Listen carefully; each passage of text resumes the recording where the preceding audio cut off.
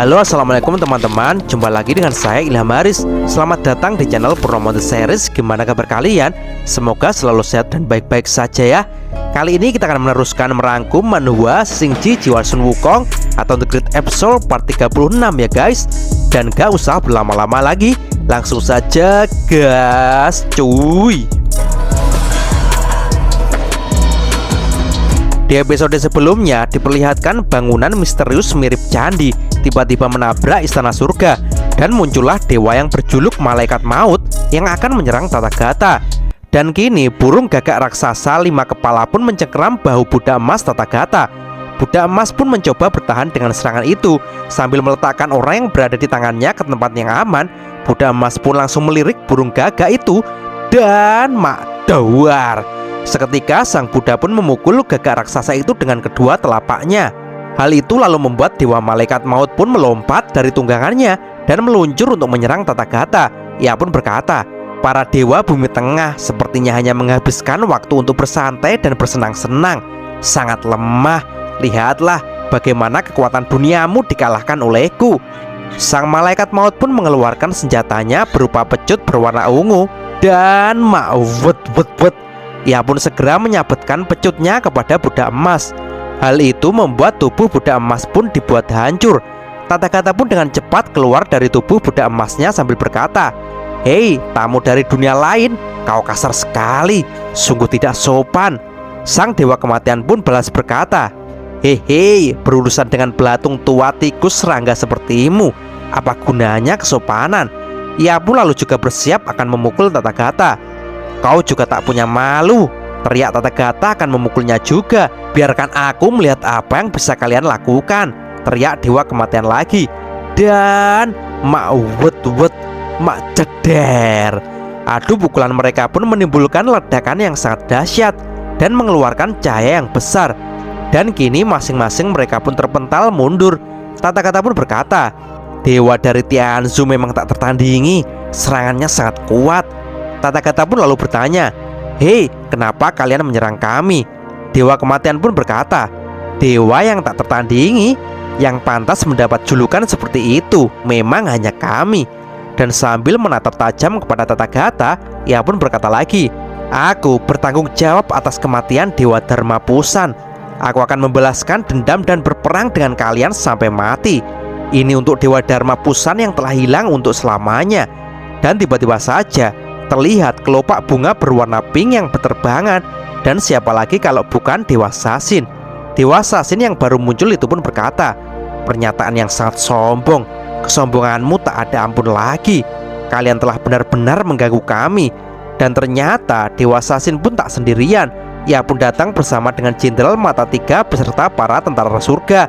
Ia pun berkata lagi, "Aku akan berjuang membayar kembali dengan kematianmu." Dan tak hanya itu, dari atas para tentara surga terlihat sesuatu yang terbang melintas. Ia pun berkata, "Ternyata ada pengunjung yang tak diundang. Aku tidak menyangka." Dan ternyata itu adalah Taizun sang dewa kodok alias raja kebajikan. Di atas piring terbangnya, ia pun berkata, "Kalian benar-benar datang dengan niat buruk.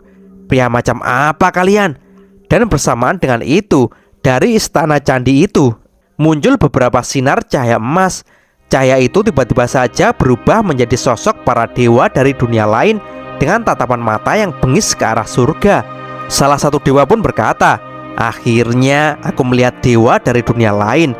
Dan yang lain pun bertanya kepada dewa kematian, "Hei Yama, bagaimana perasaanmu? Apakah menyenangkan?" Dewa kematian pun menjawab, "Tidak seperti kelihatannya. Ternyata mereka tidak punya kemampuan." Dan Dewa Wisnu pun di situ berkata, "Hei, jangan meremehkan mereka. Jangan lupakan tujuan kita untuk apa kesini."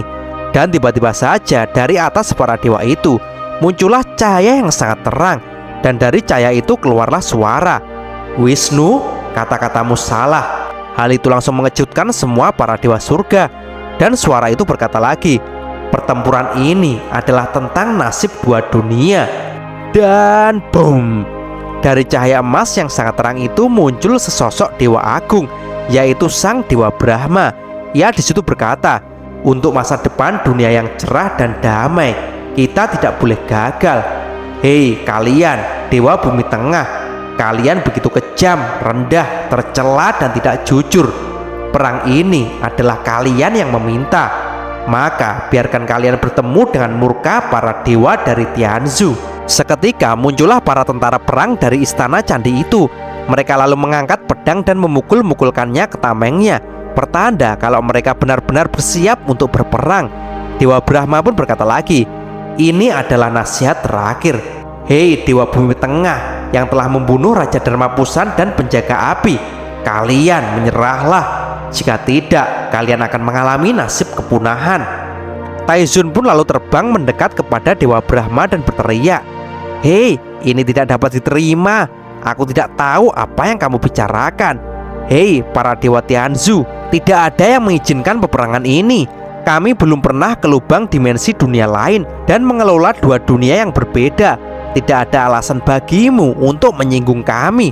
Dan dengan mata yang menyala, Raja Brahma pun lalu berkata, "Kalian tetap menolak untuk mengakuinya. Sayang sekali, kalian yang telah memilih membuat aku juga tak punya pilihan lagi. Memang ada sungai di antara air sumur kami, tapi lihatlah, ketika melihat duniamu korupsi dan kelicikan terus berlanjut, aku tidak tahan lagi. Para dewa menjunjung nilai yang ada. Kalian menyerahlah. Kalian harus menyerah." Perkataan dari Dewa Brahma pun membuat Taizun geram dan berkata, "Hei, pernyataan seorang yang arogan. Tidak ada yang perlu dikatakan lagi. Jika kalian ingin memulai perang, kita tidak akan takut." Dewa Brahma pun menjawab, "Bagus, itu seperti yang kuinginkan." Ia pun lalu mengangkat tangannya dan berkata, "Hei para dewaku, pertempuran telah dimulai. Semuanya serang. Tumpahkan darah para dewa bagian tengah." Seketika semua tentara dari negara Tianzhu pun mulai berbondong-bondong keluar. Dewa Sasin pun juga segera memberikan isyarat kepada seluruh tentara surgawi untuk maju berperang. Hiya! Dan kini perang pun pecah guys. Semua pasukan dari masing-masing bala dewa dikerahkan dan mereka pun mulai saling baku hantam dengan sengit. Scene kemudian beralih di hotel Biksu Tong. Terlihat di situ Dewa Matahari Surya telah datang untuk menjemput Bodhi. Hal itu membuat Bodhi pun berteriak, Dia adalah Dewa Matahari Surya. Dia adalah komandan besar suruhan dari Dewa Brahma yang dikirim untuk menangkapku." Dengan tatapan yang tajam, Dewa Surya pun berkata, "Hei Bodhi, kau telah membuatku mengejarmu hingga ke sini. Apakah menurutmu orang-orang di tempat ini dapat melindungimu?" Hal itu membuat Bodhi pun sangat ketakutan dan menjadi pucat. Ia pun berkata, "Biksu, tolong aku." Biksu Tong pun di situ hanya terdiam saja. Dewa Surya 12 pun mulai turun dan berjalan ke arah Bodhi. Ia pun berkata, "Percuma saja, relik yang kau bawa, cepat berikan padaku." Bodhi pun menjawab, "Kamu telah membunuh guru. Aku tidak akan menyerahkan harta peninggalannya kepadamu." Dewa Surya pun mulai mengangkat tangannya dan berkata, mustahil." Dan grep, tiba-tiba saja Biksu Tong memegang tangan Dewa Surya 12 dan berkata, "Hei, ini adalah tempatku. Kau jangan mengacaukan tempat ini." Surya 12 pun berkata, "Hei kamu, siapa kamu?" Dan Biksu Tong pun menjawab, "Aku adalah bos pemilik hotel ini. Kau telah mengacaukan penginapanku dan membuatnya berantakan. Kau harus membayar ganti ruginya dulu." Surya 12 pun berkata, "Membayarmu? Apakah ini lelucon? Apa yang harus kulakukan terlalu penting. Tidak ada waktu berurusan denganmu." Dan blar. Seketika dari tubuhnya keluar api yang besar yang langsung melemparkan Biksu Tong dan Bodhi di situ. Api itu mengeluarkan cahaya yang sangat menyilaukan, membuat semua orang di situ tak bisa melihat. Dan di dalam kesempatan itu, Surya 12 pun segera melompat untuk menangkap Bodhi. "Harta relik cepat serahkan padaku," ucapnya. Dan grep, tak disangka Bailang pun dengan cepat merangkul Surya 12 dengan kencang. Dengan wajah yang datar, Surya pun berkata, "Ah, pria ini ternyata..." Bailang dengan masih memejamkan matanya pun berkata, "Meskipun kalah penglihatan, tapi indera penciumanku masih peka." Ia pun langsung melompat dengan masih memeluk Surya. "Jiwa naga kakak Yusou, keluarlah untuk membantuku." Ma'vud. Seketika jiwa naga Bailang pun keluar dan dengan liar terbang ke udara. Biksu Tong yang kini matanya sudah melihat Ia pun lalu berteriak kepada Bailang agar jangan melakukan ini. Akan tetapi mak jeler. Dengan brutalnya Bailang pun menghantamkan tubuh Surya 12 ke tanah. Hantaman api jiwa naga itu membuat hotel Biksu Tong pun jadi hancur-hancuran. Api pun jadi menjalar kemana-mana. Seluruh para monster penghuni hotel pun panik dan berteriak-teriak. Semuanya, ayo padamkan api, teriak mereka. Dan grep, terlihat Biksu Tong pun kini mengepalkan tangannya.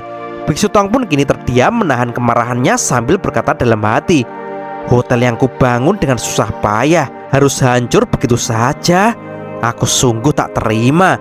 Sementara Bailang pun masih menekan Surya 12 dengan kencang. Bailang pun berteriak, hei, di mana Xiaoyu? Cepat katakan. Dan Surya 12 pun dengan tenang berkata, kamu meremehkanku. Hal itu membuat Bailang pun terkejut. Dan grep, seketika kedua tangan Surya 12 pun langsung menyergap kepala Bailang. Dan dawar, tak disangka tangan Surya 12 seperti dalsim yang bisa memanjang dan langsung menghantamkan Bailang ke tanah. Surya 12 pun lalu menarik tangannya, dan kini ia pun berancang-ancang untuk memukul Bailang. Ia pun berkata, monster dunia tengah ya, kau mau menghalangiku? Kau harus kuhabisi dulu. Dan mak dawa, sialan kau. Tak disangka Biksu Tong pun memukul duluan Surya 12 dengan keras, membuat tubuh Surya pun terlempar cukup jauh. Surya pun berkata, manusia ini kekuatan pukulannya luar biasa. Sepertinya kau manusia yang spesial, ucapnya sambil mengusap darah yang keluar dari mulutnya akibat pukulan keras dari Biksu Tong. Biksu Tong pun disitu berkata, aku tidak peduli kau datang dari Tianzhu atau dari tempat lain, tapi kamu telah membuatku melampaui batas kesabaranku. Biksu Tong pun lalu menunjukkan jarinya ke atas dan berkata, kamu telah menyebabkan tempatku jadi kacau seperti ini. Kau harus membayarnya. Dan tiba-tiba saja terdengar suara yang datang. Guru, apa ada orang yang datang untuk membuat masalah? Seketika datanglah kedua murid dari Biksu Tong, yaitu siapa lagi kalau bukan Patkai dan Wuching. Mereka lalu berkata, ya, kamu sangat berani. Kau datang ke sini untuk merusak hotel ini. Apa kamu tidak tahu siapa pemilik dari penginapan ini? Lalu kemudian datanglah lagi sang putri tengkorak dengan membawa pedangnya. Ia pun berkata, Grandmaster, sayang sekali, ingin berbisnis dengan lancar itu ternyata memang tak mudah. Selalu ada masalah dari luar yang mengganggu. Aku akan bantu untuk menyelesaikannya. Semuanya pun langsung terdiam. Dan kini Surya 12 pun dengan muka serius berkata, apakah begitu? Meski aku tidak paham, baik manusia maupun monster ada di sini untuk melindunginya.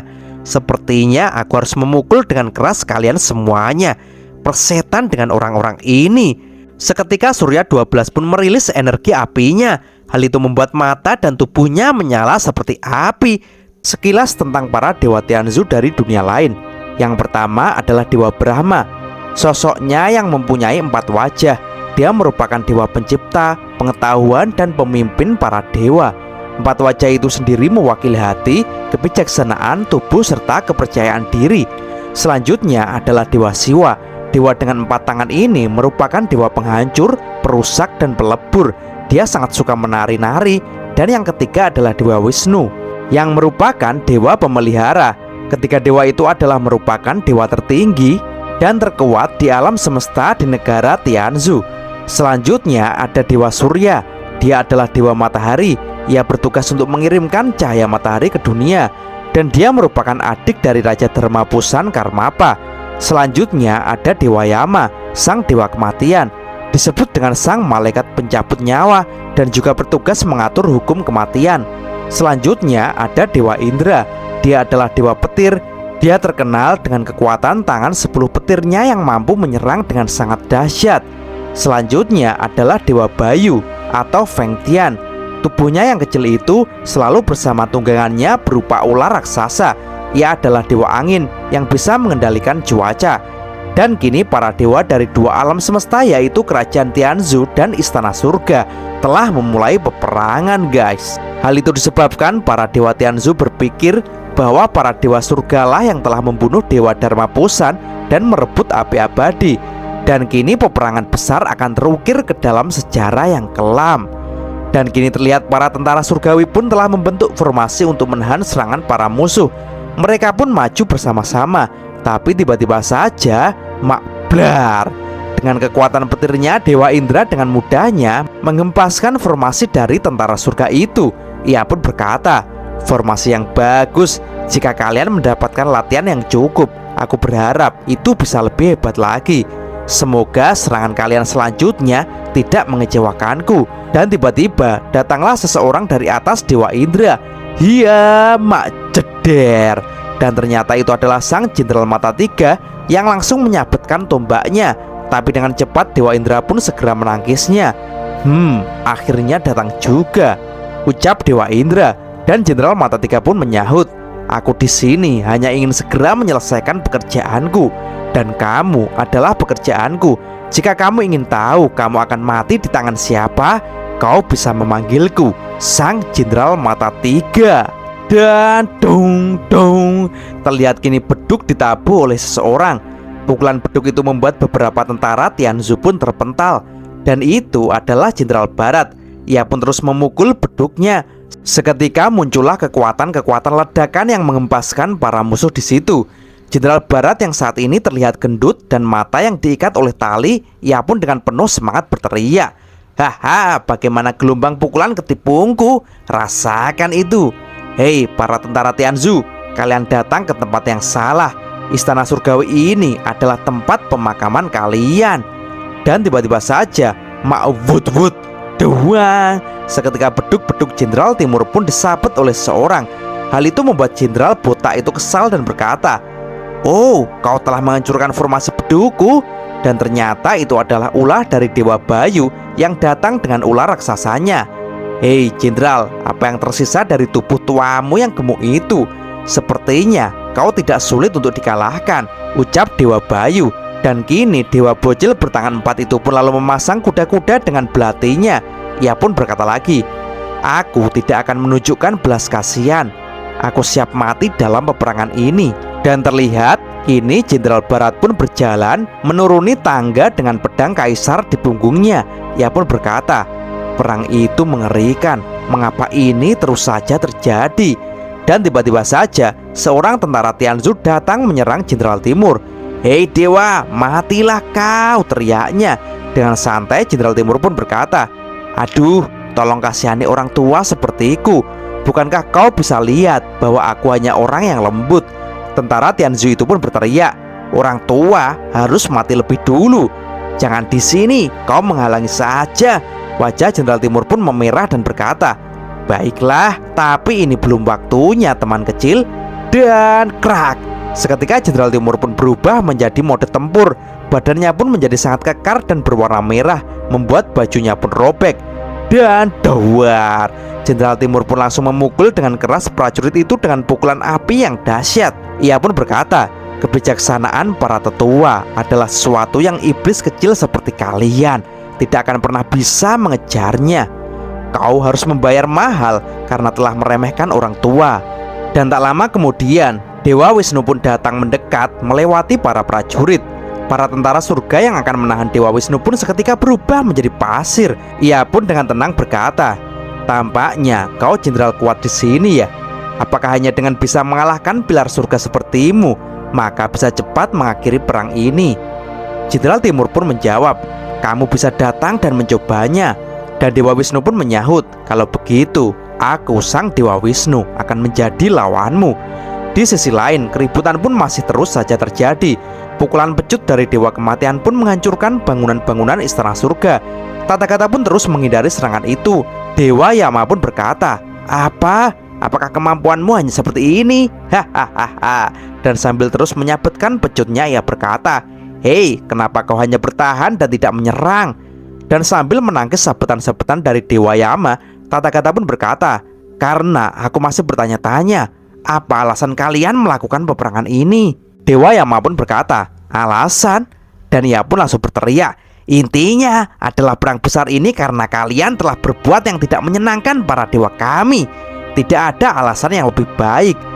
Dan di sisi lain terlihat Dewa Sasin pun mendarat di atas reruntuhan sambil berkata, "Oh ya, kalian pikir kami yang telah membunuh Raja Dharmapusan dan mengambil api abadi ya?" Alasan kalian tidak terbukti. Kalian telah menciptakan ketakutan di dunia bagian tengah ini. Dan ternyata saat ini Dewa Sasin bertarung dengan Dewa Siwa. Dewa Siwa pun sambil berpose berkata, Raja Dharma Bosan dan Raja Monyet Bulan telah mati di tangan kalian. Ini tidak ada kesalahpahaman lagi. Ayo lawan aku dengan serius, Sasin Guanyin. Tampaknya kamu akan menjadi lawan yang menarik. Dewa Sasin pun kini mulai memasang kuda-kudanya dan berkata, Aku ingin meluruskan semua kesalahpahaman ini. Sebenarnya aku tidak suka dengan keributan. Tapi jika kalian memaksaku, aku jadi tidak punya pilihan. Ayo, akan kutemani apa maumu. Mendengar hal itu, Dewa Siwa pun langsung ancang-ancang dan dawar. Ayo, seketika Dewa Siwa pun kini meluncur ke arah Dewa Sasin. Dan kini terlihat bangunan-bangunan surga pun hancur dan porak-poranda. Peperangan itu menimbulkan ledakan dan beberapa bangunan menjadi terbakar. Para dewi pun kini menjadi sangat panik. Mereka pun berlarian ke bawah tanah tempat kolam karma bersama dengan Wen Suxing. Sesampainya di sana, Wen Suxing pun berkata, Ini adalah dunia bawah tanah langit. Di sini sangat aman untuk menyelesaikan. Para dewi pun berkata, kita berada di surga sudah begitu lama, tapi aku tidak tahu tempat ini. Apa kamu selalu bekerja di sini? Tanya seorang dewi kepada Wen Suxing. Dan sambil mulai akan menulis, Wen Suxing pun berkata, Pekerjaanku adalah menyelesaikan urusan yang sangat penting. Ia pun kini mulai meneruskan tulisannya. Para dewi pun tampak keheranan dan berkata, kamu masih bekerja? Di luar lagi perang. Wen Suxing pun lalu menjawab, mendokumentasikan kebenaran itu tidak bisa berhenti. Tidak ada waktu untuk menundanya. Para dewi pun langsung saling membicarakan Wen Suxing. Dia memang bodoh. Tidak heran orang-orang banyak yang tidak menyukainya. Dan tiba-tiba salah satu dewi pun menunjuk ke kolam dan berkata, lihatlah ke kolam itu. Apa itu? Tampaknya ada sesuatu yang akan muncul. Hal itu membuat Wen Suxing pun juga mendekat untuk melihat hal itu. Menyingkir semuanya, menyingkir, ucapnya. Tampak Wen Suxing pun jadi panik dan berkata, hampir lupa, si Raja Kera itu masih berada di dalam kolam. Dan tiba-tiba saja, seketika muncullah Wukong dengan jiwa kera besarnya dari dalam kolam, membuat semuanya pun sangat kaget. Dan kini para dewa pun sangat ketakutan melihat monster kera raksasa berada di depannya. Wukong yang semakin mendekat kepada mereka. Para dewi pun semakin ketakutan dan banyak yang menangis. Tolong, aku masih ingin hidup, tolong, teriak mereka. Seketika Wukong pun langsung mengendus dan merubah wujudnya menjadi normal lagi. Wukong pun lalu tertawa. Hei para dewi cantik, kalian jangan takut. Aku hanya ingin bermain dengan kalian.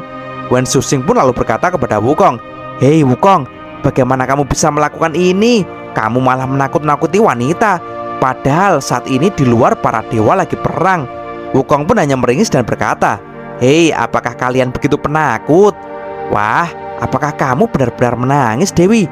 Wukong pun mendekat dan memegang tangan salah satu dewi di situ. Hal itu langsung membuat dewi itu ketakutan dan berteriak, Hei, jangan sentuh aku. Pergi sana ke neraka, brengsek. Para dewi pun sangat takut dan jijik dengan Wukong. Sedangkan Wukong pun di situ hanya tersenyum sendiri. Dan kini Wen Suxing pun berkata lagi, Wukong, saat ini para dewa sedang berperang melawan dewa dari dunia lain. Dan para dewi ini sangat ketakutan dengan monster. Tolong, kau jangan menggoda mereka. Itu malah membuat keadaan semakin buruk. Wukong pun jadi keheranan dan sambil menggaruk kepalanya ia berkata, Sebenarnya apa yang terjadi? Wen Suxing pun menjawab, Istana surga saat ini sedang diserang. Wukong pun berkata lagi, Oh, siapa yang melakukannya? Wen Suxing pun lalu menjawab, Mereka adalah para dewa dunia lain dari negara Tianzhu. Mereka datang mengamuk. Para dewa surga saat ini masih belum terlalu paham kenapa mereka menyerang begitu saja. Mendengar hal itu, Wukong pun kini wajahnya langsung mendadak serius. Xin kemudian beralih di hotel Biksu Tong yang telah terbakar. Dan di dalam situ, Surya 12 pun tampak bertarung dengan sengit melawan ketiga murid Biksu Tong. Tangan modot dalsimnya membuat ketiga murid Biksu Tong pun kewalahan. Bailang pun berkata, pukulannya sangat kuat. Patkai pun berkata, gerakan Surya 12 dari Tianzhu ini sangat aneh. Serangannya sangat cepat dan jangkauannya sangat jauh. Pukulannya yang bertubi-tubi membuat garpu 9 gigiku tak berguna melawan jurus dari Surya 12 ini. Gerakan dan pukulan Surya 12 ini merupakan gerakan dinamis, menggabungkan simpul dan otot yang lentur sehingga menghasilkan hukum kebijaksanaan. Dan kini ia pun dengan kedua tangannya yang lentur mulai ancang-ancang dan bersiap untuk mengeluarkan pukulan terkuatnya. Dan dengan mata yang menyala, ia pun berniat akan segera menghabisi siapapun yang menghalanginya. Di sisi lain di dalam penginapan, api pun semakin membesar. Putri Tengkorak pun segera menyuruh semua tamu dan para monster-monster lain yang berada di situ untuk segera pergi untuk menyelamatkan diri. Dan dawar, terlihat kini Surya 12 pun memukul Patkai dengan telak. Dan ia pun lalu memperhatikan Bodi yang lagi sembunyi untuk mengamankan harta yang dibawanya. Hal itu membuat Bodi pun ketakutan dan berbalik arah. Ia pun lalu dengan cepat berlari di tengah-tengah para monster yang berbondong-bondong keluar untuk menyelamatkan diri. Surya 12 yang melihat hal itu pun tak tinggal diam. Ia pun ancang-ancang dan berkata, "Hei, kau ingin berbaur di kerumunan untuk melarikan diri ya?" Dan wut, tangannya pun kini memanjang untuk menangkap Bodi. Tapi tiba-tiba, mak dawak, dengan cepat Bailang pun menyeruduk Surya 12. "Sialan kau!" teriak Surya 12. "Iya!" Bailang pun lalu terus mendorong tubuh Surya 12 dan dawar, Bailang pun menghantamkan tubuh Surya 12 ke dinding bangunan hotel. Dan krak. Keributan itu membuat bangunan hotel pun akan runtuh. "Semua orang pergi, hotel ini akan runtuh, teriak Bek Sutong. Kucing dan Patkai pun jadi panik melihat kondisi hotel yang akan ambruk.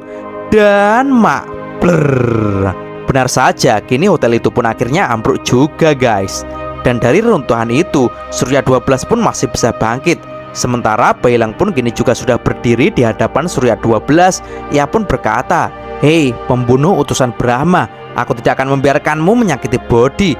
Katakan dengan cepat, Xiaoyu sekarang di mana?" Biksu Tong pun kini tampak memperhatikan hotelnya yang kini telah hancur. Ia pun lalu menanyakan keadaan semua orang di situ. Patkai pun menjawab, "Kami baik-baik saja guru, tapi pelanggan kita tampaknya sangat kesal." Salah satu monster pelanggan hotel pun di situ berkata, "Oh, aku telah membayar sewa setengah tahun, tapi jadi seperti ini." Surya 12 pun di situ berkata, "Hei, monster dari dunia tengah, aku dan Dewa Brahma tidak tahu di mana api abadi berada. Kalian benar-benar salah telah menuduhku. Apakah kalian telah percaya kepada Bodi?" Biksu Tong pun lalu menunjuk Surya 12 dan berkata, "Aku tidak percaya dia, tapi kamu yang telah merusak hotelku itu adalah kebenaran."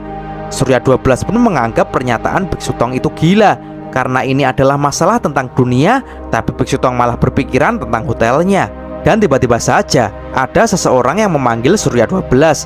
Surya 12 pun terkejut dan segera menoleh, dan ternyata itu adalah kupu-kupu pelangi. Ia pun berkata, "Surya, Dewa Brahma dan semua para dewa telah datang ke surga bagian tengah ini. Peperangan pun telah pecah." Mendengar hal itu, Surya 12 pun kaget bukan main. Ia tak menyangka Dewa Brahma mengambil keputusan secepat ini. Si kupu-kupu pun berkata lagi, "Brahma telah menunjukkan murkanya akibat kematian Raja Pusan dan Raja Monyet Bulan. Untuk sekarang tidak ada yang mampu menghentikannya." Surya 12 pun lalu tertunduk. Badannya pun lemas. Ia pun berkata, "Ini sudah sangat terlambat, sudah terlambat." Biksu Tong pun jadi penasaran dan berkata, "Hei Surya 12, bisakah kau menjelaskannya?" Surya 12 pun kemudian mulai berbicara kalau dia sebenarnya kesini bukan karena utusan Brahma, akan tetapi sebaliknya. Tujuan Surya 12 kesini adalah mencoba berusaha sekuat tenaga untuk mencegah peperangan. Biksu Tong pun jadi bertanya, "Lalu perang antara siapa?" Dan dengan berat hati Surya 12 pun menjawab, "Peperangan antara para dewa dari dua alam semesta. Tapi lihat, sekarang tampaknya usahaku telah sia-sia." Pernyataan dari Dewa Surya ini pun sontak membuat semuanya kaget, karena bila itu benar-benar terjadi, saat ini dunia pasti sangat kacau. Dan saat ini kupu-kupu pelangi pun memperkenalkan dirinya kepada semua orang di situ, bahwa dia adalah seorang dewa tingkat rendah yang juga berasal dari Tianzhu yang bernama Suli. Dia mengatakan bahwa perbedaannya dengan Dewa Siwa dan yang lainnya terlalu jauh, sehingga apa yang ia katakan dan jelaskan kepada Dewa Siwa dan yang lain tidak digubris. Dan setelah perang pecah, ia pun memutuskan untuk melarikan diri. Bailang pun tampak terkejut mendengar bahwa para dewa benar-benar sedang berperang dengan dunia lain. Begitu juga dengan Patkai. "Aduh, kenapa jadi begini? Para dewa yang sangat kuat sedang berperang. bagaimana nasib dunia ini? Dan sambil duduk bersila, Surya 12 pun berkata, peperangan antara dewa dari alam semesta akan berdampak sangat besar kepada dunia. Aku dan kupu-kupu sebenarnya berusaha sebisa mungkin agar peperangan ini tidak terjadi. Suli pun berkata, karena situasinya terlalu mendesak, jadi kakak Surya menyebabkan konflik di sini. Surya 12 pun menyahut, itu karena mereka terlalu keras kepala dan percaya kepada Bodhi. Kita sebenarnya ingin mencari harta peninggalan Raja Dharmapusan untuk mencari tahu kebenarannya.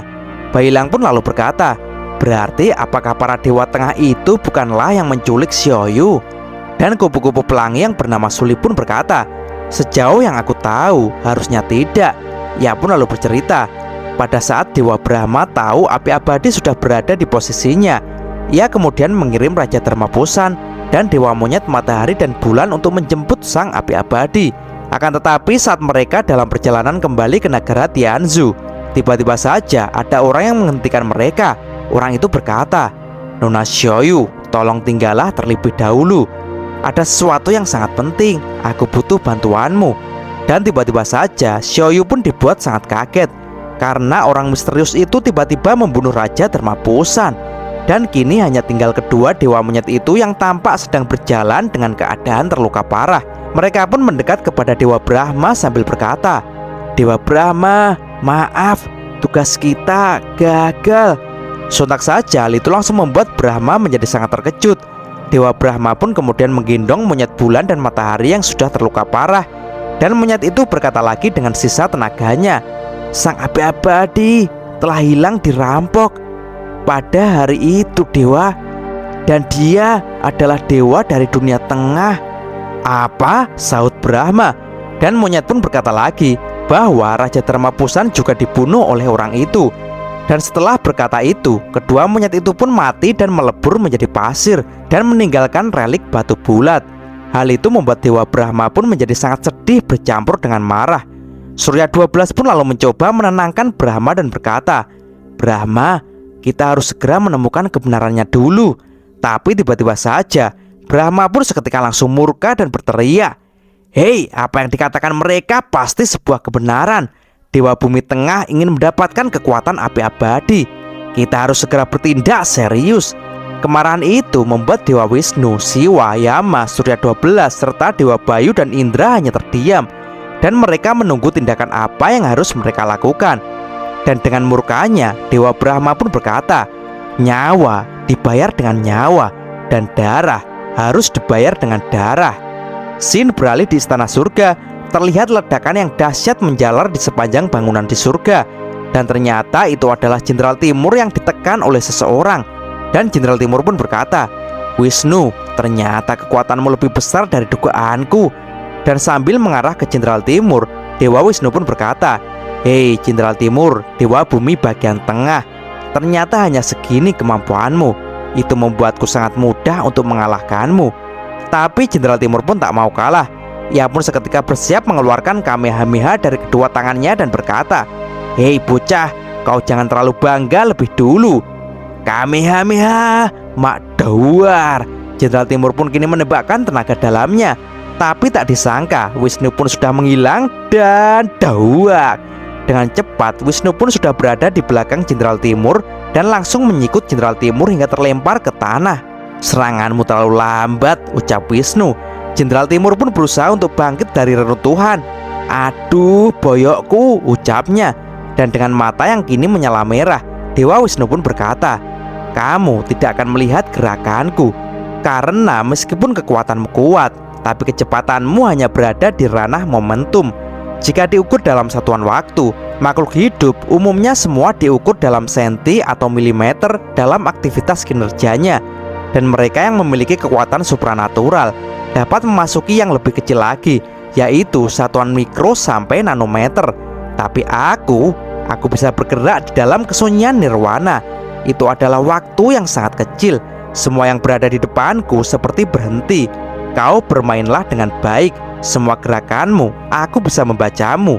Jenderal Timur pun di situ berkata, ah, pria tua ini, aku telah mengalami banyak pertempuran. Apakah bisa terintimidasi oleh hal semacam ini? Seketika Jenderal Timur pun merapatkan tangannya. Kedua tangannya pun kini mengeluarkan api. Lihatlah orang tua ini, tembakan kembang api lebaran. Iya, mak dawar, dawar, dawar. Seketika Jenderal Timur pun mengeluarkan tembakan api dengan bertubi-tubi. Wisnu pun kini menatap serangan itu dengan tajam. Mata dewanya pun mulai beraksi. Dan Wisnu pun dengan cepat meluncur maju sambil menghindari tembakan-tembakan itu. Hal itu tampak mengejutkan Jenderal Timur. Wisnu pun menjulurkan tapaknya dan berkata, "Hei, rasakan kematianmu, mak dawar." Seketika Wisnu pun dengan keras memukul dada Jenderal Timur hingga menabrak dinding dengan keras, membuat Jenderal Timur pun jadi mancep di dinding itu. Pukulan Wisnu itu menjalar ke dalam tubuh Jenderal Timur. Ototnya pun kini keluar dan Jenderal Timur pun merasa sangat kesakitan. Dan krek, mak berat. Rambut Jenderal Timur pun kini mulai memudar menjadi pasir. Wisnu pun berkata, "Kenapa tubuhmu tidak segera menjadi debu? Tapi itu tidak terlalu berpengaruh karena kau akan tetap mati." Dan jerot. Seketika terlihat cipratan darah. Dan ternyata Jenderal Timur pun diam-diam telah menusuk Wisnu dengan pedang keadilan surga. Wisnu pun jadi sangat terkejut. Dan jelep. Dan tak disangka muncul pedang-pedang lagi yang menusuki tubuh Wisnu. Dan dawar, puluhan pedang itu pun melemparkan tubuh Wisnu ke atas. Wisnu pun berkata, "Pedangnya? Tidak, ini bukan pedangnya." Pedang yang sangat banyak itu pun kini menjadi satu di genggaman tangan Jenderal Timur. Sambil menggerakkan pedangnya, Jenderal Timur pun berkata, "Itu benar, kamu terlalu cepat. Mata pria tuaku benar-benar tidak bisa menangkapnya. Tapi di dalam pedang ini terdapat jiwa yang memiliki indera yang tidak terbatas. Ia bisa langsung meresponmu. Dia adalah pemimpin sejati dari Dewa Tengah, Sang Kaisar Sitian." Dan Kaisar Sitian yang menyatu di dalam jiwa Jenderal Timur pun berkata, "Teman lama, rambutmu yang terbakar dan membuatmu menjadi gundul, apakah itu cukup membuatmu malu? Hei, apa kau butuh bantuanku?" Dan kini Jenderal Timur pun melompat dan akan menusuk Wisnu bersama dengan jiwa Kaisar Sitian. Ia pun berteriak, "Gak pakai lama, teman lama, kau jangan terlalu banyak bicara. Ini bukan pertarungan persahabatan." Dan krak. Wisnu pun kini mencoba menahan pedang Sitian dengan tangannya. Dan belar. Seketika pedang itu mengeluarkan ledakan bercahaya emas yang terang. Dan kini pedang itu pun mencoba untuk membakar Wisnu. Wisnu pun berkata, "Apakah begitu? Melawan dua orang dalam satu pertempuran. Ini semakin menarik." Jenderal Timur pun lalu berteriak, "Rasakanlah!" Scene kemudian beralih di tempat Biksu Tong. Bailang di situ masih bingung, kenapa bisa-bisanya Dewa Monyet Bulan Matahari menyebut Dewa bagian tengah sebagai pembunuh Raja Dermapusan. Patkai pun menyahut, "Di antara para dewa, memang siapa yang telah melakukan ini?" Wuching pun di situ cuma terdiam saja. Monster di situ pun juga ikut bicara. "Aku mendengar kalau dewa tersebut melakukan hal yang sama sebelumnya." Monster yang lain pun menyahut, "Apakah maksudmu Dewa Kegelapan? Bukankah dia sudah mati?" Dan Suli pun berkata bahwa dengan relik peninggalan Raja Dermapusan, maka mereka akan mendapatkan banyak bukti dan kebenaran. Tapi saat kami ingin melacaknya, ternyata Bodhi telah mengambilnya secara diam-diam, membuat Dewa Surya mengejarnya sampai ke sini, ucap Suli. Melihat pernyataan mereka berdua dan Bodhi berbeda, Bailang pun menyimpulkan bahwa salah satu dari mereka pasti berbohong. Suli pun dengan sinis berkata, "Hei, coba kau lihat apakah wajah kami menipu kalian." Patkai pun lalu berkata, "Dewa pembunuh itu juga telah menculik Xiaoyu. Sebenarnya apa tujuan yang ingin dia capai?" Surya 12 pun lalu menjawab, "Menurutku, tujuan si pembunuh adalah memprovokasi para dewa dari kedua alam semesta. Dia ingin melihat dunia ini mengalami kekacauan." Beralih di Jenderal Barat, terlihat ia pun masih sangat sengit bertarung dengan Dewa Bayu.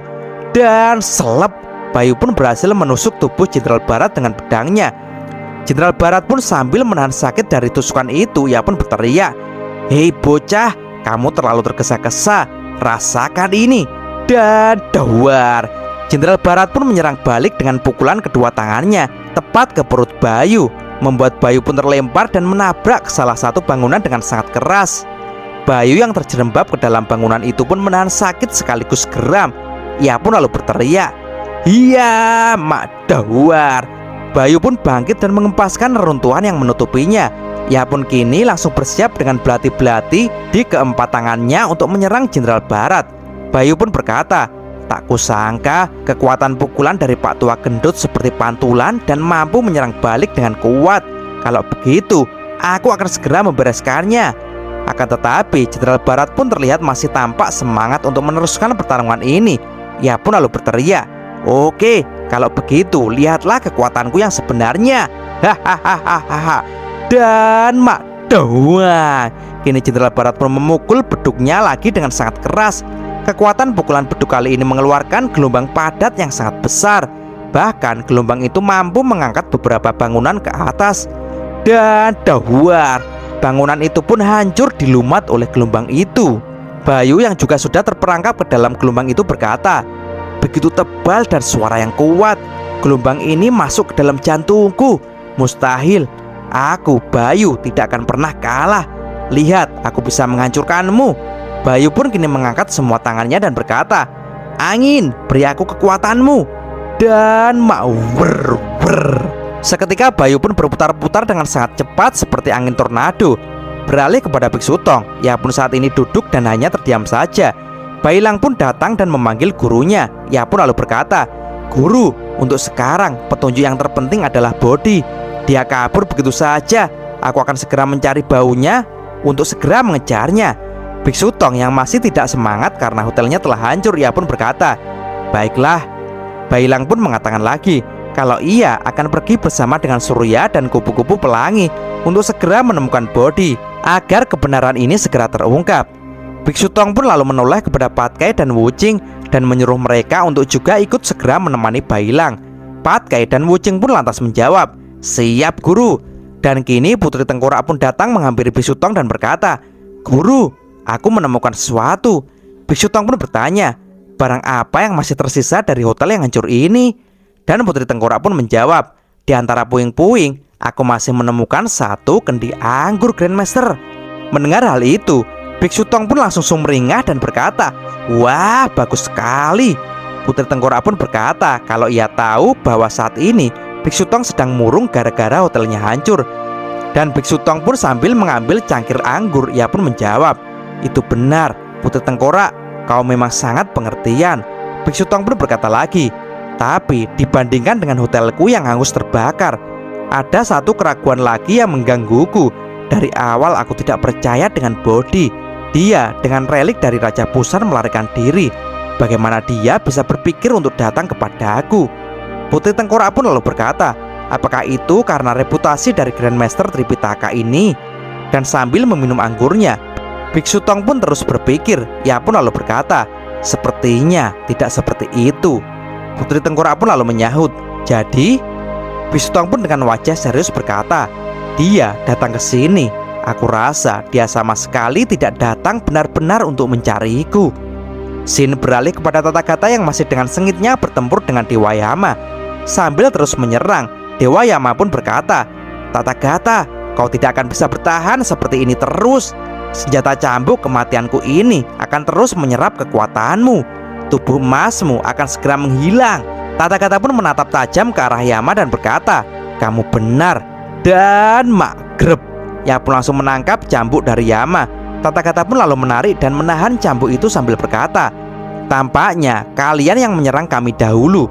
Seharusnya bisa mempertimbangkan kalau mungkin ada pihak lain yang campur tangan dengan masalah ini. Dewa Yama pun kini panik dan tak bisa menggerakkan pecutnya dengan bebas.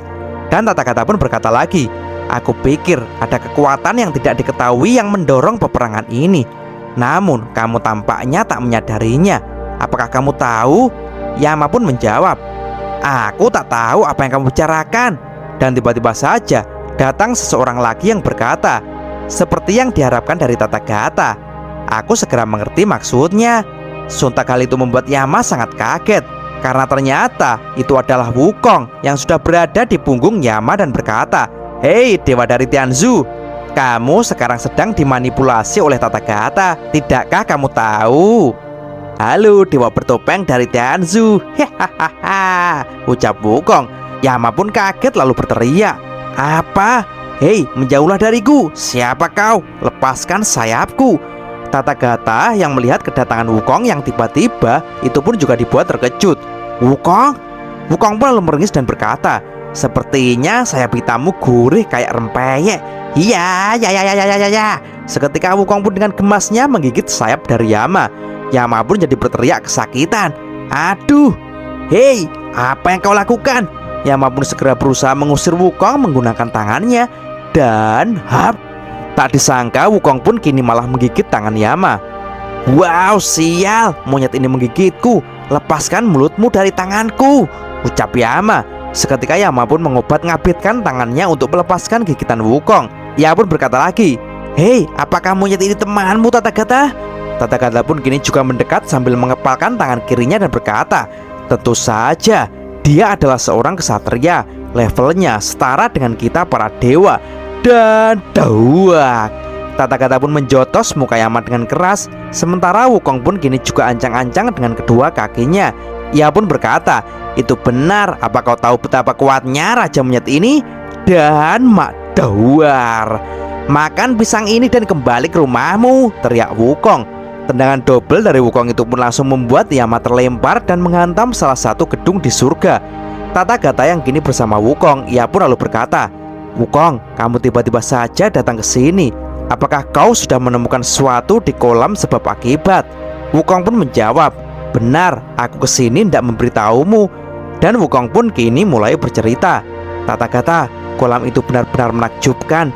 Di dalam kegelapan itu, aku melihat seseorang. Mata merah itu, dia sedang merencanakan untuk menghasut agar timbul peperangan dan kekacauan di dunia ini. Siapa itu? Tanya Tata Gata. Wukong pun berkata lagi, aku tidak tahu, tapi tampaknya dia berasal dari suatu tempat dasar di neraka, di dasar alam baka. Jika seseorang melewati jembatan yang terlupakan itu, maka dia akan melupakan segalanya. Dan di bawah jembatan panjang itu ada tempat yang bahkan para dewa tidak tahu. Jiwa yang jatuh ke situ tidak akan pernah bisa kembali lagi. Memang seharusnya demikian, tetapi pria itu tampaknya telah menemukan cara untuk keluar dari tempat yang sangat dalam itu. Mendengar hal itu, wajah Tata Gata pun menjadi serius dan berkata, apakah benar begitu? Yang bisa melakukan hal itu mungkin hanyalah api abadi. Melalui kekuatannya bisa memanggil makhluk-makhluk dari dunia yang berbeda. Dan duar, dari reruntuhan itu Dewa Yama pun bangkit lagi. Ia pun tampak sangat kesal dan berkata, aku tidak akan membiarkan kalian pergi. Wukong sambil melihat hal itu pun berkata, hei, sepertinya dia masih hidup dan ingin menendang kita. Kalau begitu, ayo kita hajar dia bersama-sama, Tata Gata. Tata Gata pun berkata, tidak Wukong, kau harus pergi. Ah, apa? Saut Wukong. Tata Gata pun berkata lagi, perang ini biarkan kami saja yang menghadapinya. Kamu harus pergi secepat mungkin dari istana surgawi. Tabrakan dari dua kekuatan besar yang mungkin konsekuensinya tidak dapat diketahui. Aku merasakan tempat ini mulai tidak normal. Wukong pun berkata, tapi Tata Gata, aku ingin di sini saja. Tata Gata pun berkata lagi, hei Wukong, apa kau lupa bahwa kau memiliki tugas yang lebih penting? Kamu sudah melihat di balik layar peperangan ini. Peperangan yang telah terjadi ini sudah tidak bisa berhenti. Kami hanya bisa mengikuti arus saja. Tapi kau berbeda. Kau bisa keluar dari sini untuk mencari solusi permasalahan semua ini. Mendengar penjelasan Tata Gata, Wukong pun lalu berteriak, hei Tata Gata, peperangan besar seperti ini, bagaimana bisa Wukong tidak ikut campur? Tanganku sudah gatal. Tata Gata pun berkata, Wukong, kita harus memiliki strategi. Kau segera temukan bajingan itu di belakang layar dan pukul dia sampai kapok. Kamu sekarang seorang Buddha. Kau juga bagian dari para dewa. Kau jangan sampai mempermalukan para dewa. Apakah tahu? Tata Gata pun menyentuh-nyentuh tubuh Wukong, membuat Wukong pun keheranan. Dan sambil nyengir, Tata Gata pun berkata, ini adalah penerbangan mundur jet tempur surga. Wukong pun langsung kaget dan berteriak, Tata Gata, tunggu. Dan mak dawar, seketika Wukong pun terdorong dengan sangat cepat melesat ke udara meninggalkan Tata Gata. Wukong pun berteriak, wow Tata Gata, dasar kau. Wukong pun semakin melesat hingga melihat cahaya yang sangat terang. Hei, itu, ucap Wukong. Dan itu adalah bola cahaya terang yang dihasilkan dari adu senjata Jenderal Mata Tiga dengan Dewa Indra. Dan sambil melewatinya, Wukong pun berkata, "Halo, Mata Tiga, apa kau lihat aku terbang? Hei, aku Sun Wukong." Mata Tiga pun jadi keheranan dengan hal itu. Dan kini Wukong pun melihat ledakan-ledakan dahsyat lagi. Ia pun berkata, "Wow, di depan juga ada kekacauan antara dua kekuatan." Dan ternyata itu adalah Dewa Sasin yang sedang baku hantam dengan Siwa. "Halo Sasin, ini aku," teriak Wukong. Dan sambil bertarung dengan Dewa Siwa, Sasin pun berkata di dalam hati, "Apakah itu benar-benar Sun Wukong? Kenapa dia terbang mundur dengan sangat cepat seperti itu? Apakah ini hanyalah ilusi dari Siwa? Baru-baru ini banyak hal yang sangat aneh terjadi di surga." Dewa Siwa pun di situ jadi berkata, "Hei Sasin Guanyin, kau jangan lengah. Kau akan mati dengan tarian alam semestaku." Wukong pun kini terus melesat dengan sangat cepat meninggalkan kawasan istana surga. Ia pun juga sempat terkejut karena melihat Dewa Brahma yang sedang menghancurkan kapal-kapal surga. "Wow, aku terbang meninggalkan surga. Apakah itu tadi pimpinan dari para Dewa Tianzu?" ucap Wukong. Wukong pun juga sempat melihat Dewa Kebajikan Taizun. Dan kini terlihat Dewa Brahma pun mengangkat tangannya. Dan boom, Brahma yang tidak main-main kali ini mengeluarkan ledakan yang sangat dahsyat yang mengguncang kedua istana surga itu. Hal itu membuat Wukong pun terpental dan nyampir di sebuah awan yang tebal. Akhirnya berhenti juga," ucap Wukong. Dan kini Wukong pun sangat terkejut. Ia pun celingak-celinguk dan keheranan karena ia saat ini sudah tak melihat istana surga dan Tianzu lagi. Wukong pun lalu berteriak, "Tathagata, kau sebenarnya mengirimku kemana?" Wukong pun menganga dan berkata, "Hei, istana surga yang begitu besar, kenapa seperti lenyap di udara?" Wukong pun kini mulai memperhatikan sekeliling untuk mencari tahu sebenarnya tempat apa ini. Setelah tabrakan dan ledakan dari kekuatan Dewa Brahma itu, kini istana surga pun sudah lenyap dari hadapan Sun Wukong. Di atas awan yang tenang itu, kini Wukong pun mulai berpikir dan mengingat-ingat kejadian yang ia alami saat ia berada di kolam sebab akibat. Saat itu di kolam sebab akibat, Wukong pun terus berenang semakin dalam dan ia melihat kumpulan gelembung-gelembung sebab akibat. Wukong pun berkata, "Jikuan menyuruhku untuk datang ke sini. Biarkan aku segera melihat apa yang sebenarnya terjadi di balik semua ini." Dan tiba-tiba saja Wukong pun dikejutkan oleh sesuatu. Karena saat ini di balik gelembung-gelembung itu, ia melihat sang Buddha alis kuning. Wukong pun keheranan mengapa dia melihat monster tua itu di sini. Dan kini Buddha alis kuning pun menghilang dan tertutup oleh gelembung-gelembung lagi. Dan Wukong pun kini melihat kodok blorok yang merupakan wujud asli dari Buddha alis kuning atau Lafayette. Lafayette pun di situ terlihat hanya terdiam saja. Dan tiba-tiba dari belakang Lafayette muncul sesosok orang yang hitam dan mendekat kepada Lafayette. Seakan tak percaya, Wukong pun mengucek matanya dan mencoba melihatnya dengan lebih jelas lagi. Ia pun mulai mendekat lebih dekat lagi kepada gelembung itu. Dan kini sosok hitam itu pun kemudian menyatu dengan si kodok blorok Lafayette. Wukong pun tidak bisa melihat lebih jelas siapa sosok hitam itu. Wukong pun terus saja mengamatinya.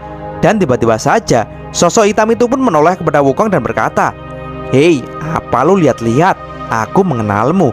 Hal itu langsung membuat Wukong pun jadi kaget. Gelembung itu pun pecah dan terus menyebar ke tubuh Wukong. Dan magreb, tiba-tiba saja sosok hitam pun keluar dari gelembung itu dan langsung mencekik Wukong. Wukong pun jadi panik karena kini kedua tangan sosok hitam itu meremas kepala Wukong. Ia pun lalu berkata, "Hei monyet, aku akan membunuhmu. Dan ingat, para dewa bagian tengah akan kubuat kacau. Tunggu saja, aku akan membantai kalian semuanya." Dan wah, Wukong yang panik pun segera merubah dirinya menjadi monster kera raksasa. Seketika sosok hitam itu pun menghilang bersama gelembung sebab akibat. Dan kini Wukong pun mulai teringat kalau ia harus segera melaporkannya kepada Zhu Guanyin. Ia pun lalu mengambil token dari dalam bajunya. Dan dengan token itu ternyata Wukong bisa langsung menelepon Zhu Guan yang ada di alam baka. Dan terlihat Wukong pun sudah tersambung dengan Zhu Guan.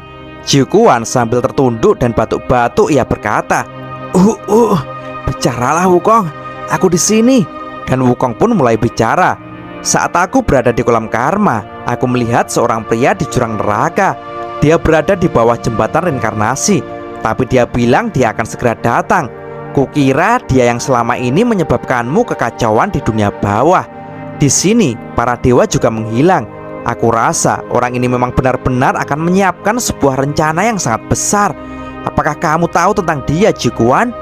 Jikuan yang sedang menahan sakit dan berkeringat, ia pun menjawab, Aku tidak tahu, Kong. Kamu terus selidiki ya. Tolong. Wukong pun menjawab, Baiklah, kamu juga berhati-hatilah, Jikuan. Wukong pun menutup teleponnya. Ia pun lalu melayang dan segera saja Wukong melesat untuk pergi sambil berkata, Orang ini maju selangkah demi selangkah. Aku sudah tahu. Aku tidak akan membiarkanmu mewujudkan keinginanmu, bajingan. Sin kemudian beralih di sebuah hutan, di mana di situ terlihat seorang yang berlari dengan sekuat tenaga, dan ternyata itu adalah Bodi. Ia pun lalu berhenti dan bersembunyi di sebuah pohon yang besar. Guru, apakah ini sudah aman belum? Mereka tidak mengejar lagi kan? Guru, aku telah melaksanakan perintahmu menemukan guru Tan Sanzang, ucap Bodi di situ. Dan tiba-tiba saja Bailang pun kini sudah berada di belakang Bodi. Ia pun berkata, Hei, itu kamu kan, Bodi putra? Jangan takut, aku Bailang. Bodi pun tampak ketakutan dan berkata, Kamu mau datang merebut relik peninggalan Raja Dharma kan? Bailang pun menjawab, Tidak, Bodi, aku hanya ingin mencari kebenaran. Bodi pun berkata lagi, Apa yang aku katakan adalah kebenaran, apalagi yang ingin kamu ketahui. Bailang pun terus merayu, Oke Bodi, ayo kembalilah bersamaku agar semuanya jelas, oke? Bodi pun sambil memegangi relik bulat itu, kini ia menangis dan berkata, Saudara Bailang, kita tidak tahu dunia ini penuh dengan orang jahat. Orang jahat itu bisa menyerupai siapa saja. Dia seringkali berbohong dan menyebarkan informasi hoak. Aku tidak mau bicara lagi dengan kalian karena mereka sangat buruk. Dan tiba-tiba datanglah Patkai dan Wuching sambil berkata, Bailang, kau sudah temukan dia belum? Bailang pun berkata pelan, Baiklah saudaraku, jangan takuti dia. Bailang pun berkata kepada Bodi lagi, Bodi, keluarlah, kami tidak akan menyakitimu. Ayo keluarlah, kami ini temanmu. Hingga akhirnya Bodi pun kini merasa sudah tenang dan ia pun mulai keluar. Oke, saudara Bailang, aku percaya kepadamu, ucap Bodi. Dan tiba-tiba saja Bailang pun dikejutkan oleh sesuatu, karena tiba-tiba saja Raja Darmopusan muncul di belakang Bodi dan berkata, Bodi, kamu melakukannya dengan sangat baik. Kamu telah menuntun tujuanku untuk datang ke tempat ini. Hal itu membuat Bailang, Patkai dan Wuching pun sangat kaget dan tak percaya. Raja Darmopusan, bukannya kau sudah mati, ucap Patkai. Raja Pusan pun menjawab, Seperti yang kalian lihat, aku tidak mati. Bailang pun di situ lalu berteriak, Hei, kau ternyata berpura-pura mati ya. Sebenarnya apa yang kamu inginkan? Dan dengan tersenyum kecil, Raja Dharma pun menjawab, Apa yang aku inginkan? Seharusnya kau sudah bisa menebaknya. Bailang, kamu adalah putra terpilih yang ditakdirkan. Aku di sini untuk menyambutmu kembali, yaitu untuk menjadi kaisar kami yang baru. Perkataan itu membuat Bailang pun hanya terdiam dan memasang wajah serius. Dan terlihat kini matahari pun semakin terik. Sinarnya pun menembus celah-celah pohon di hutan. Terdengar Raja Darmopusan meneruskan kata-katanya. Ia pun berkata, Bailang, apa kau masih bingung? Aku akan menjelaskannya secara sederhana. Dahulu kala, ada seorang raja yang sangat hebat terperangkap dalam lubang yang sangat dalam. Setelah kehilangan dia, dunia menjadi kacau dan tidak beraturan. Dan itu berlanjut hingga hari ini. Raja yang agung itu selalu ingin kembali ke dunia, tapi sayang sekali tidak ada cara yang lain. Yang hanya bisa dilakukan hanyalah menunggu. Dan selama berapa ribuan tahun, kini dia telah mengumpulkan banyak pengikut. Mereka adalah jiwa-jiwa yang malang yang jatuh ke dalam jurang bersamanya. Dan aku adalah orang yang kagum dengan filosofinya. Maka dari itu aku mencoba melakukan yang terbaik agar bisa menyelamatkannya. Dan untuk membuat Raja Agung kembali ke dunia, diperlukan dua hal, jembatan dan kapal. Sekarang jembatan itu sudah ada, dan untuk wadahnya adalah kamu, Bailang. Bailang, kamu sangat beruntung dipilih untuk menjadi wadah dari jiwa Raja Agung. Patkai pun di situ berkata, apa yang dikatakan orang ini sangat aneh. Sedangkan Wuching pun berkata, Kakak, dia ingin mendapatkan tubuh Bailang. Dan Bailang pun di situ dengan tegas mengatakan bahwa dia tidak mau. Raja Pusan pun berkata lagi, Raja Agung adalah harapan semua makhluk. Ketika dia kembali, dunia ini akan menjadi sangat baik. Bailang, di antara semua makhluk hidup, kamu harusnya senang bahwa dia telah memilihmu. Dan Bodhi pun ikut berkata, saudara Bailang, dedikasikan dirimu. Kau jangan mementingkan diri sendiri. Bailang pun jadi tambah geram dan berkata, hei Bodhi, sia-sia aku telah percaya kamu. Kau ternyata telah menjebakku. Bodhi pun menjawab, hei Bailang, aku tak menjebakmu. Kau harus sadar bahwa ini adalah kemuliaan. Raja Busan pun berjalan ke depan satu langkah dan berkata lagi, tidak semua orang akan mengerti Bailang.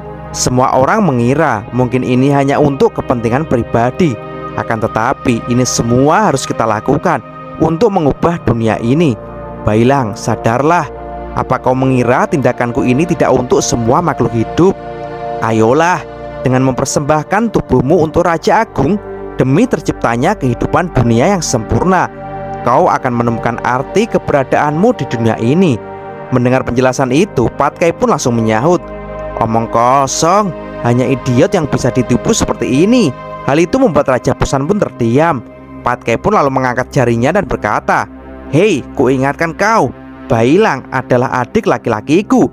Jika kau menyentuhnya, kau harus melewati mayatku dulu.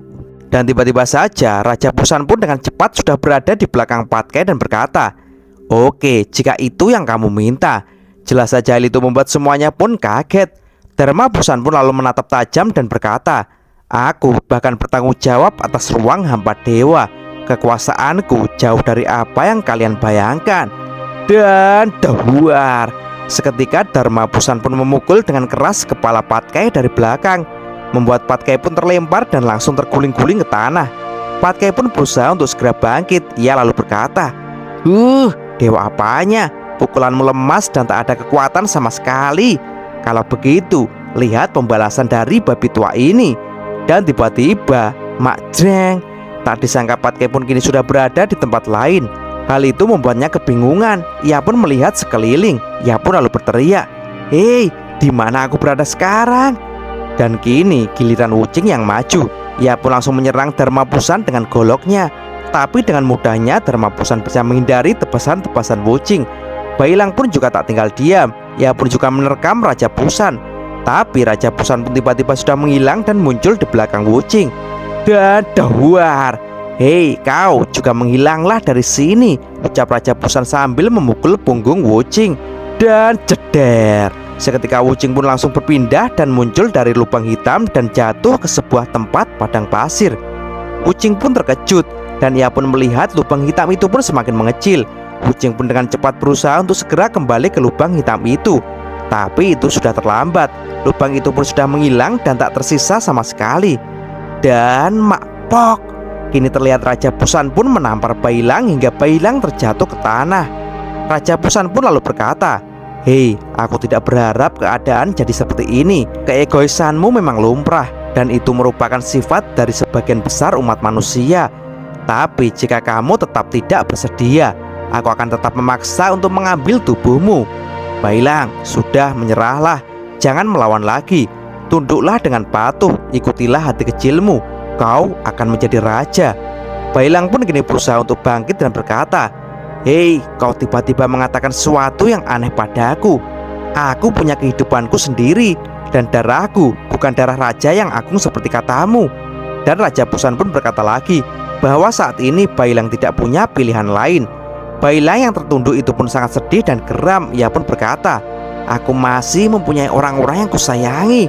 Raja Busan pun dengan entengnya berkata, hei Bailang, itu hanya perasaanmu saja. Itu tidak penting jika dibandingkan dengan kebahagiaan seluruh dunia. Kamu tidak akan bisa membuat semua makhluk menjadi bahagia, kecuali jika engkau menjadi seorang Raja Agung. Omong-omong, kamu hanya ingin melindungi dirimu sendiri kan? Atau kau tidak menerimanya karena kau memang tak berani kan? Perkataan itu membuat Bailang pun mengepalkan tangannya. Bailang pun berusaha bangkit. Dan tiba-tiba saja wajah Bailang pun berubah menjadi sangat bengis dan mengerikan. Ia pun berteriak, hei, aku memiliki kehidupanku sendiri. Bailang pun mengangkat tangannya dan siap untuk mencakar Raja Busan. Dan ya masrak, seketika Bailang pun mencakar muka negro Raja Busan, membuat Raja Busan pun kaget dan terluka. Kenapa bocah ini tiba-tiba menjadi sangat kejam dan mengerikan? Ucap Raja Busan dalam hati. Dan serak, serak, serak. Dengan brutalnya Beilang mencakar tubuh Raja Busan. Beilang pun kini menarik tangannya lagi, bersiap untuk melakukan serangan fatality. Cakarnya pun kini mengeluarkan api. Raja Busan pun langsung menatap dengan tajam dan jelek. Seketika Beilang pun memukul perut Raja Busan, dan bersamaan dengan itu Raja Busan mengeluarkan ajiannya, membuat tangan Beilang pun masuk ke lubang hitam di perut Raja Busan. Raja Busan pun kini mencoba menarik tubuh Beilang sambil berkata, "Bagus sekali, ayo masuklah ke tubuhku. Masuklah, ayo semakin masuk," ucap Raja Busan sambil memasukkan kepala Beilang ke dalam tubuhnya. "Ayo semua tubuh masuklah." Dan selep.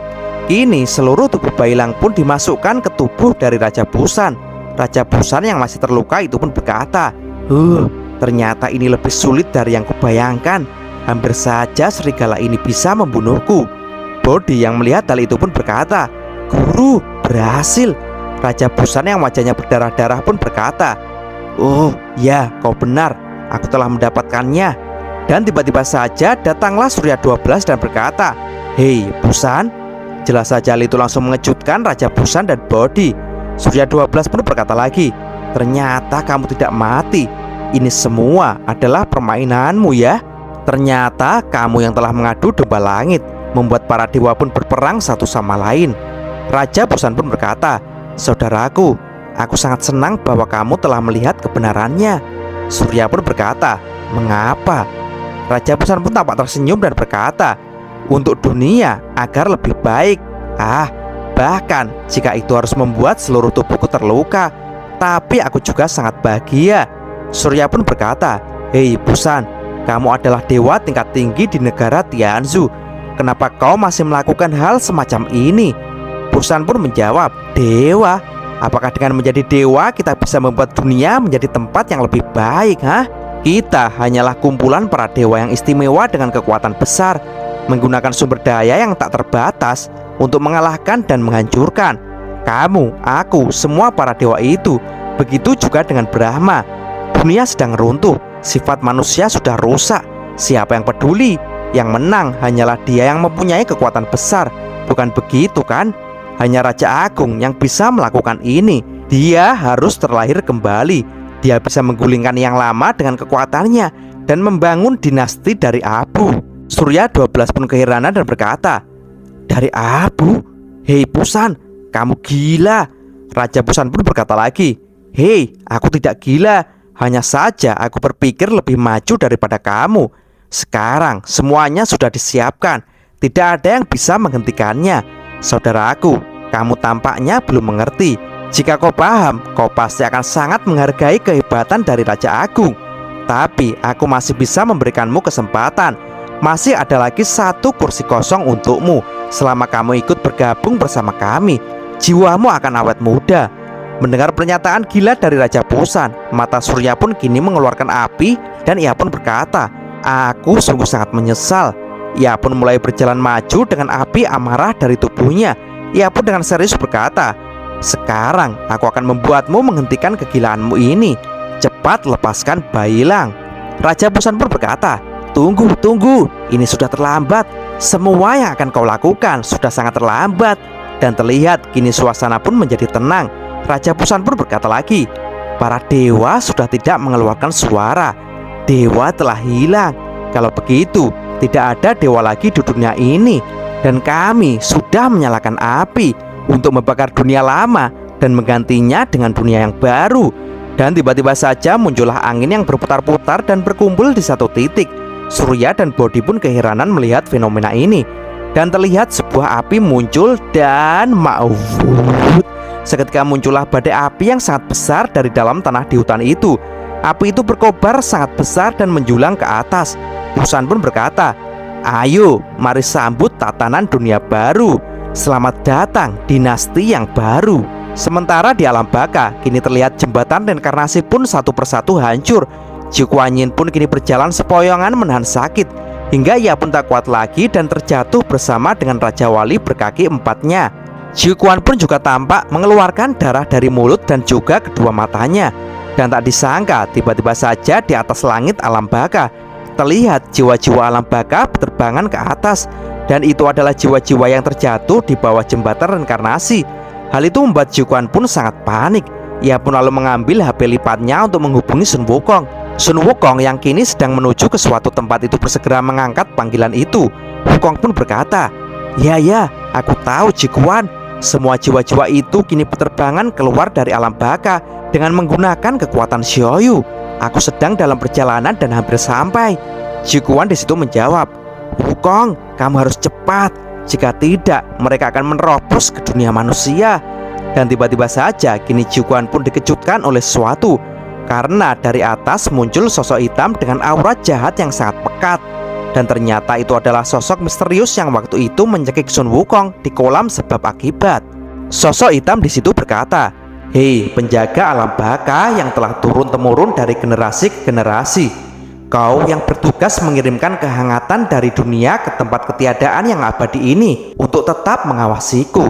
Ji-Quan pun terbelalak dan terkejut dengan sosok yang hitam itu.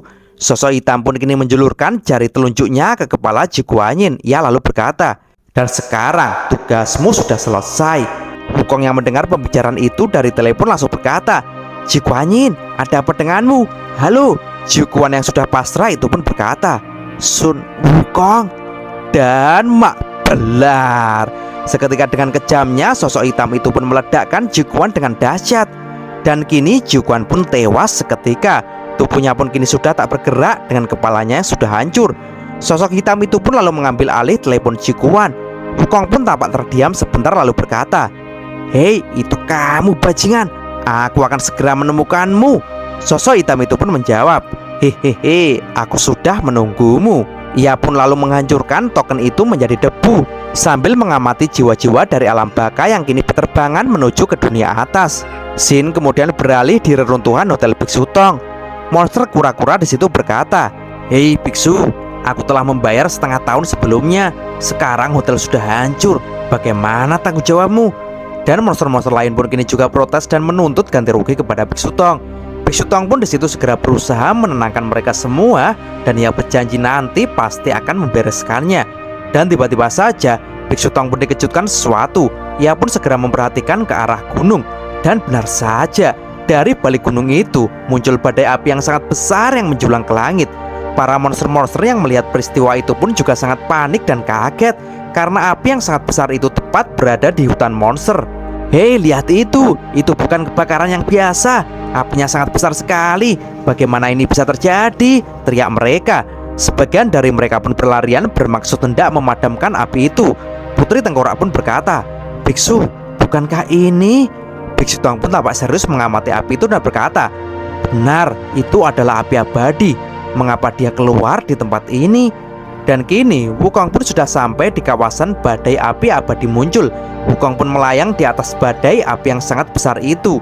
Dan sambil melihat fenomena itu, Wukong pun berkata, Dalang dibalik ini semua pastilah orang yang sama yang telah mengadu domba para dewa hingga membuat mereka berperang dan membuat para dewa kini menghilang. Dia juga yang telah menculik Xiaoyu. Dan dari kekuatan Xiaoyu itulah ia membangkitkan semua jiwa-jiwa jahat di dasar jurang neraka. Sungguh kekacauan yang besar akan segera terjadi. Dan kini dari balik badai api yang sangat besar itu, kini sudah tampak kemunculan segerombolan jiwa-jiwa yang jahat yang berasal dari dasar jurang neraka yang sangat dalam. Dan kini mereka pun sudah menginjakkan kakinya di dunia manusia ini. Dan cerita pun bersambung. Oke teman-teman, terima kasih sudah nyimak alur cerita kali ini sampai habis. Semoga teman-teman terhibur. Jangan lupa terus dukung channel ini agar terus berkembang ya. Dan sampai jumpa di episode selanjutnya. Assalamualaikum warahmatullahi wabarakatuh.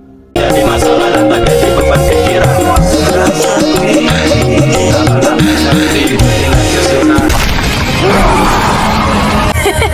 Halo, assalamualaikum teman-teman. Jumpa lagi dengan saya Ilham Haris. Selamat datang di channel Purnomo The Series. Gimana kabar kalian? Semoga selalu sehat dan baik-baik saja ya. Kali ini kita akan meneruskan merangkum manhwa Xingji Jiwa Sun Wukong atau The Great Episode part 36 ya guys. Dan gak usah berlama-lama lagi, langsung saja gas cuy. Di episode sebelumnya diperlihatkan bangunan misterius mirip candi tiba-tiba menabrak istana surga, dan muncullah dewa yang berjuluk malaikat maut yang akan menyerang Tathagata. Dan kini burung gagak raksasa 5 kepala pun mencengkeram bahu Buddha emas Tathagata. Buddha emas pun mencoba bertahan dengan serangan itu sambil meletakkan orang yang berada di tangannya ke tempat yang aman. Buddha emas pun langsung melirik burung gagak itu dan makdawar. Seketika sang Buddha pun memukul gagak raksasa itu dengan kedua telapaknya. Hal itu lalu membuat dewa malaikat maut pun melompat dari tunggangannya dan meluncur untuk menyerang Tathagata. Ia pun berkata, "Para dewa bumi tengah sepertinya hanya menghabiskan waktu untuk bersantai dan bersenang-senang. Sangat lemah. Lihatlah bagaimana kekuatan duniamu dikalahkan olehku." Sang malaikat maut pun mengeluarkan senjatanya berupa pecut berwarna ungu dan ma'wet-wet-wet. Ia pun segera menyabetkan pecutnya kepada Buddha emas. Hal itu membuat tubuh Buddha emas pun dibuat hancur. Tathagata pun dengan cepat keluar dari tubuh Buddha emasnya sambil berkata, "Hei, tamu dari dunia lain, kau kasar sekali, sungguh tidak sopan." Sang dewa kematian pun balas berkata, "Hehe, berurusan dengan belatung tua tikus serangga sepertimu, apa gunanya kesopanan?" Ia pun lalu juga bersiap akan memukul Tathagata. "Kau juga tak punya malu," teriak Tathagata akan memukulnya juga. "Biarkan aku melihat apa yang bisa kalian lakukan," teriak dewa kematian lagi. Dan mak ceder. Adu pukulan mereka pun menimbulkan ledakan yang sangat dahsyat dan mengeluarkan cahaya yang besar. Dan kini masing-masing mereka pun terpental mundur. Tathagata pun berkata, "Dewa dari Tianzhu memang tak tertandingi, serangannya sangat kuat." Tathagata pun lalu bertanya, "Hei, kenapa kalian menyerang kami?" Dewa kematian pun berkata, "Dewa yang tak tertandingi, yang pantas mendapat julukan seperti itu memang hanya kami." Dan sambil menatap tajam kepada Tathagata, ia pun berkata lagi, "Aku bertanggung jawab atas kematian Dewa Dharma Pusan. Aku akan membalaskan dendam dan berperang dengan kalian sampai mati. Ini untuk Dewa Dharma Pusan yang telah hilang untuk selamanya." Dan tiba-tiba saja terlihat kelopak bunga berwarna pink yang berterbangan. Dan siapa lagi kalau bukan Dewa Sasin. Dewa Sasin yang baru muncul itu pun berkata, "Pernyataan yang sangat sombong. Kesombonganmu tak ada ampun lagi. Kalian telah benar-benar mengganggu kami." Dan ternyata Dewa Sasin pun tak sendirian. Ia pun datang bersama dengan Jenderal Mata Tiga beserta para tentara surga. Ia pun berkata lagi, "Aku akan berjuang membayar kembali dengan kematianmu." Dan tak hanya itu, dari atas para tentara surga terlihat sesuatu yang terbang melintas. Ia pun berkata, "Ternyata ada pengunjung yang tak diundang. Aku tidak menyangka." Dan ternyata itu adalah Taizun sang dewa kodok alias raja kebajikan. Di atas piring terbangnya, ia pun berkata, "Kalian benar-benar datang dengan niat buruk. Pria macam apa kalian?" Dan bersamaan dengan itu, dari istana candi itu muncul beberapa sinar cahaya emas. Cahaya itu tiba-tiba saja berubah menjadi sosok para dewa dari dunia lain dengan tatapan mata yang bengis ke arah surga. Salah satu dewa pun berkata, "Akhirnya aku melihat dewa dari dunia lain." Dan yang lain pun bertanya kepada dewa kematian, "Hei Yama, bagaimana perasaanmu? Apakah menyenangkan?" Dewa kematian pun menjawab, "Tidak seperti kelihatannya. Ternyata mereka tidak punya kemampuan." Dan Dewa Wisnu pun di situ berkata, "Hei, jangan meremehkan mereka. Jangan lupakan tujuan kita untuk apa kesini." Dan tiba-tiba saja dari atas para dewa itu muncullah cahaya yang sangat terang. Dan dari cahaya itu keluarlah suara, "Wisnu, kata-katamu salah." Hal itu langsung mengejutkan semua para dewa surga. Dan suara itu berkata lagi, "Pertempuran ini adalah tentang nasib dua dunia." Dan boom, dari cahaya emas yang sangat terang itu muncul sesosok dewa agung, yaitu sang Dewa Brahma. Ia di situ berkata, "Untuk masa depan dunia yang cerah dan damai, kita tidak boleh gagal. Hei kalian, Dewa Bumi Tengah, kalian begitu kejam, rendah, tercela dan tidak jujur. Perang ini adalah kalian yang meminta. Maka biarkan kalian bertemu dengan murka para dewa dari Tianzhu." Seketika muncullah para tentara perang dari istana candi itu. Mereka lalu mengangkat pedang dan memukul-mukulkannya ke tamengnya, pertanda kalau mereka benar-benar bersiap untuk berperang. Dewa Brahma pun berkata lagi, ini adalah nasihat terakhir. Hei Dewa Bumi Tengah yang telah membunuh Raja Darmapusan dan penjaga api, kalian menyerahlah. Jika tidak, kalian akan mengalami nasib kepunahan. Taizun pun lalu terbang mendekat kepada Dewa Brahma dan berteriak, "Hei, ini tidak dapat diterima. Aku tidak tahu apa yang kamu bicarakan. Hei para Dewa Tianzu, tidak ada yang mengizinkan peperangan ini. Kami belum pernah ke lubang dimensi dunia lain dan mengelola dua dunia yang berbeda. Tidak ada alasan bagimu untuk menyinggung kami." Dan dengan mata yang menyala, Raja Brahma pun lalu berkata, "Kalian tetap menolak untuk mengakuinya. Sayang sekali, kalian yang telah memilih membuat aku juga tak punya pilihan lagi. Memang ada sungai di antara air sumur kami, tapi lihatlah, ketika melihat duniamu korupsi dan kelicikan terus berlanjut, aku tidak tahan lagi.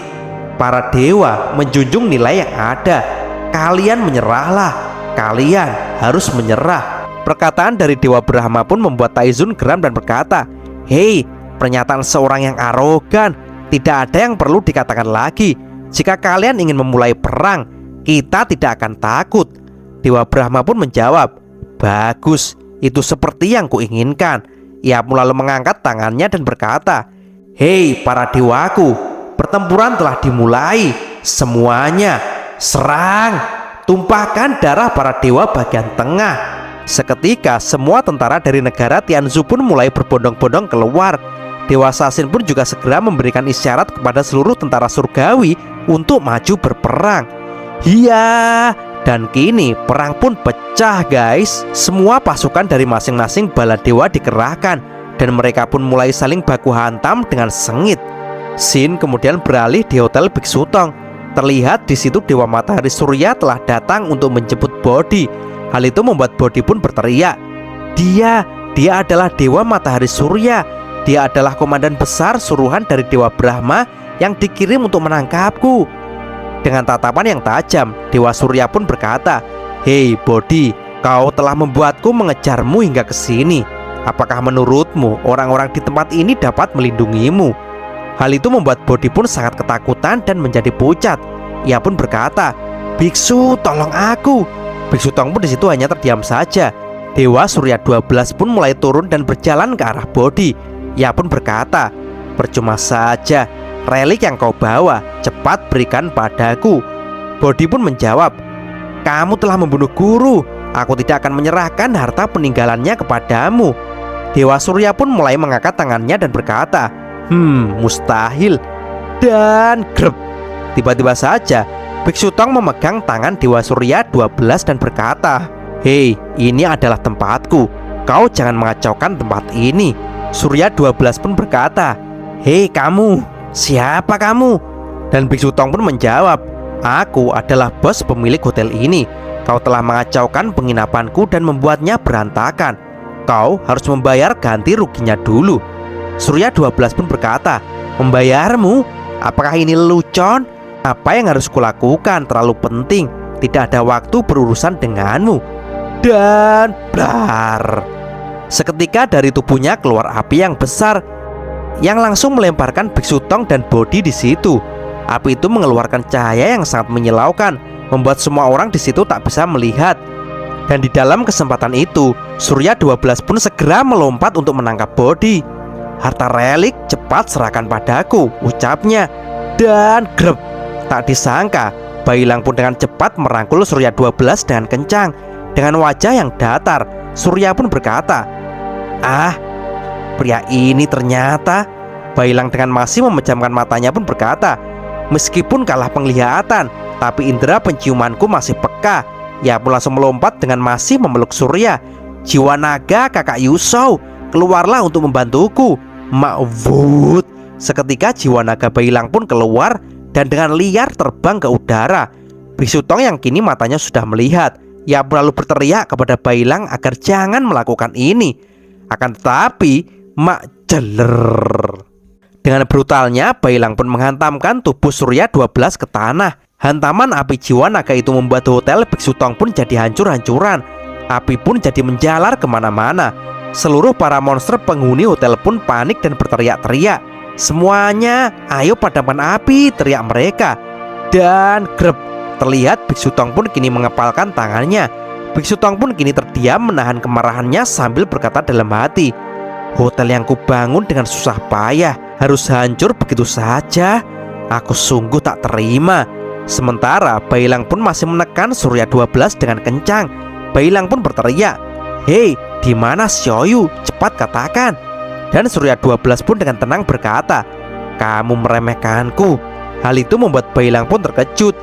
Dan grep, seketika kedua tangan Surya 12 pun langsung menyergap kepala Bailang. Dan dawar, tak disangka tangan Surya 12 seperti dalsim yang bisa memanjang dan langsung menghantamkan Bailang ke tanah. Surya 12 pun lalu menarik tangannya, dan kini ia pun berancang-ancang untuk memukul Bailang. Ia pun berkata, "Monster dunia tengah ya, kau mau menghalangiku? Kau harus kuhabisi dulu." Dan mak dawa, sialan kau. Tak disangka Biksu Tong pun memukul duluan Surya 12 dengan keras, membuat tubuh Surya pun terlempar cukup jauh. Surya pun berkata, "Manusia ini kekuatan pukulannya luar biasa. Sepertinya kau manusia yang spesial," ucapnya sambil mengusap darah yang keluar dari mulutnya akibat pukulan keras dari Biksu Tong.